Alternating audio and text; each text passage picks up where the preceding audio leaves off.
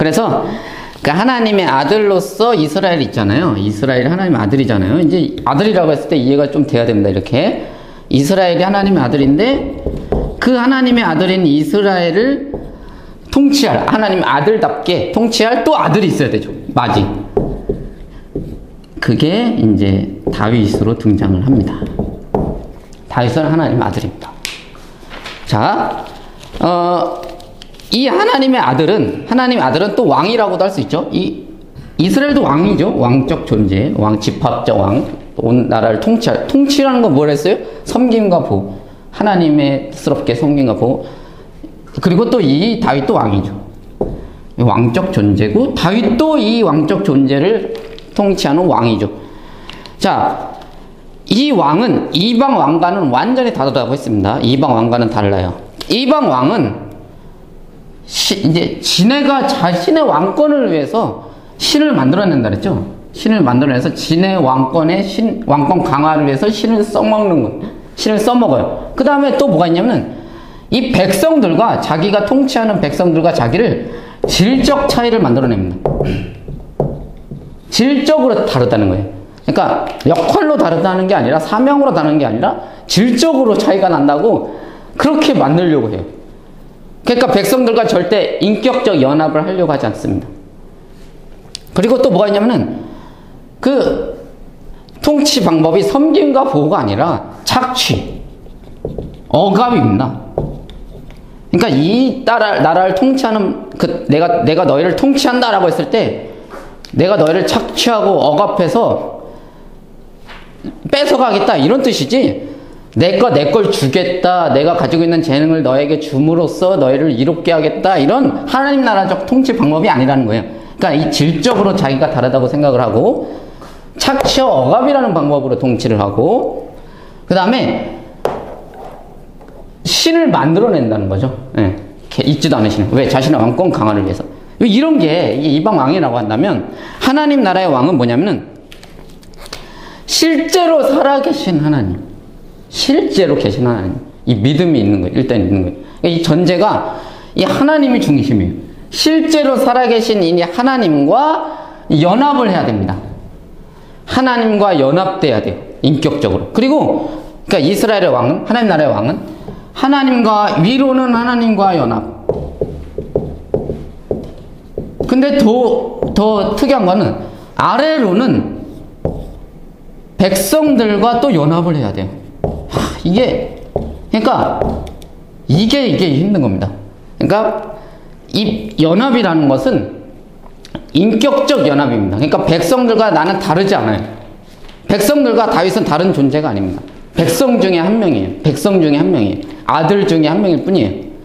마지일 뿐입니다. 그래서 이 백성들과 연합을 해서 백성들의 모범이 돼야 돼요. 어떻게 보면. 네, 모범. 가장 온전한 백성으로 살아야 돼요. 이해되시죠? 가장 온전한 백성. 온전한 백성이 돼야 돼요. 가장 모범적인 백성. 율법, 하나님의 말씀을 상고하고 하나님의 말씀대로 살아가려고 발버둥 쳐야 되고 이렇게 해야 됩니다. 그리고 위로는 또 하나님 앞에 항상 무릎을 꿇고 하나님의 통치를 가장 깊숙하게 받아야 됩니다. 그러니까 왕이 통치를 내리는 게 아니라 하나님의 통치를 이어주는 존재이기 때문에 일단 왕이 먼저 하나님의 통치를 받아야 돼요. 하나님의 통치를 가장 깊숙이, 가장 잘 받아야 됩니다. 이방 왕은 신을 만들어냈기 때문에 지가 막 만들고 싶은데 만들지만, 이 하나님 나라의 왕은 이 살아계신 하나님의 통치를 가장 백성들도 하나님의 통치를 받아야 되잖아요. 그래서 백성들이 받아야 될 통치를 가장 먼저, 가장 모범적으로 받고, 그 자기처럼 또 이 백성들을 만들어내야 된다는 거예요. 자기처럼. 왕처럼 백성들을 만들어내야 돼요. 완전 다르죠.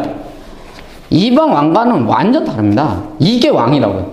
그러니까 백성들과도 하나가 돼야 되고, 인격적으로, 정말 삶적으로, 질적으로 하나예요.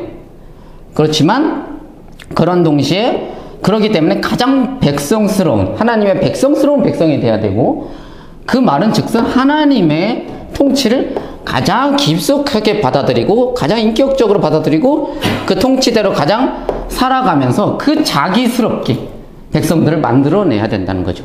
이게 하나님 나라의 왕입니다. 꼭 예수님 생각나지 않습니까? 이게 원래 그래요. 원래 그 예수 그리스도는 하나님 나라의 그 하나님의 형상이고 하나님의 아들이며 가장 참 이스라엘입니다. 이해되시죠? 참 이스라엘, 참 다윗입니다. 이게 이렇게 이해가 돼야 된다는 거예요. 그래서 이 연합, 다시 제가 아까 또 말씀드렸죠. 연합이라는 말을 제가 일부러 썼는데 연합이라는 말을 쓴 이유는 이게 신약 성서에도 연합이라는 말이 많이 나옵니다. 예수 그리스도와의 연합, 예수 그리스도와의 연합. 예수 그리스도를 통해서 우리가 의로움을 받죠. 예수 그리스도를 통해서 우리가 거룩함을 받고 예수 그리스도를 통해서 구원을 받습니다. 예수의 죽음이 내 죽음, 예수의 부활이 내 부활, 뭐 이런 그 말을 통해서 예수와 연합된 이 연합이라는 말을 쓰죠. 근데 요거를 단순히 철학적으로 생각을 하면 안 됩니다. 연합이란 뭘까? 뭐 이렇게 국어 사전적 의미로 들어가면 안 돼요. 연합이라는, 그러니까 성경은 그렇게 들어가는 게 아니라 성경은 이 연합이라는 것이 이 성경 이야기에서 어떻게 녹아져 있나, 그게 연합이다, 이걸 알아야 돼요. 그래서 연합이라는 말은 뭐냐면은 이 성서적으로 보면 길을 따르는 것입니다. 연합이란 길을 따르는 것이다. 그러니까 성경에는 이제 다윗이라는 왕이 나오고 여로보암이라는 왕이 나옵니다. 그래서 그 후에 후대 왕들이 어떻게 평가가 되어지는지를 잘 봐야 됩니다. 후대 왕들이 누구의 길을 따랐다, 누구와 연합됐다라는 걸 통해서 평가를 받습니다. 후대 왕들이 누구누구는 포악한 삶을 삶으로써, 포악한 통치를 함으로써 여로보암의 길을 따랐다, 이렇게 나와요. 그 말은 얘는 여로보암과 연합이 된 존재다, 이렇게 말하는 거예요. 또 누구는 다윗의 길을 따랐다. 이 왕들에 대한 하나님의 아들들, 통치 대리자들을 평가할 때 누구의 길을 따랐다, 누구의 길을 따랐다, 누구의 길을 따랐다.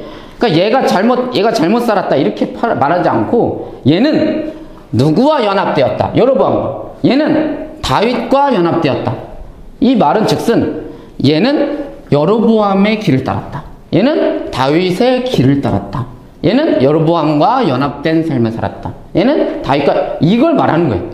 그러니까 예수 그리스도가 너희는 나의 십자가를 지고 나를 따라라 이랬을 때 이것과 신약 성서에 나오는 우리는 예수와 연합되었다, 똑같은 말이에요. 그러니까 연합이라는 거는 단순히 연합돼서 이런 게 아니라 그 대상이 누군지, 그 대상에 대한 알미 필요하고 그 대상이 어떻게 왜 이렇게 했는지를 알아야 되고, 내가 나 이분과 연합될래, 나 이분의 길을 따를래, 이게 연합입니다. 그러니까 이게 성경적 연합이에요. 얘네는 여로보암의 길을 따르면서 나는 다윗과 연합돼서 다윗 왕조야, 나는 다윗 언약을 받은 존재야, 이렇게 했어도 아무 소용없습니다. 얘네들이 지네 스스로 맨날 나는 다윗의 언약의 백성 왕이기 때문에 나는 왕조는 영원할 거야, 나는 영원할 거야 라고 말을 해도 여로보암의 길을 따랐다, 이거 끝이에요. 여로보암과 연합되었다. 그러니까 이게 성경에서 말하고 있는 그 연합, 이게 변하지 않습니다, 신약에도. 이런 것들을, 이런 배경들을 우리가 알아야 된다는 거죠. 그래서 이 연합이라는 것은 기계적 연합을 말하는 게 아닙니다. 인격적 연합입니다, 성경은. 그러니까 인격적 연합, 진짜 인격적으로 연합이 되는 거예요. 그의 마음과 그의 삶과 그가 동일하게, 정말 그가 느꼈던 것, 그가 행하려고 했던 목적, 이유, 이런 것들과 아주 인격적으로 연합, 하나님과 연합, 백성들과 연합, 또 이 백성들은 이 다윗 왕과 연합, 이 연합, 이 연합입니다. 그래서 제가 연합을 말씀드렸던 이유는 이 왕에 대한 것을 잘 알려면, 왕을 하나님이 왜 세웠냐? 연합시키려고 세운 겁니다.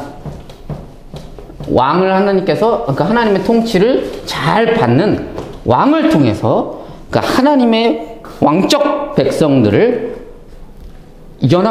하나님과 쫙 연합시키려는 하나님과 백성이 온전하게 하나가 되고 인격적으로 연합이 되기 위해서 세워주신 중재자, 이게 하나님의 형상의 대표이고 맞이이며 하나님의 아들이며 이게 그런 존재라는 겁니다.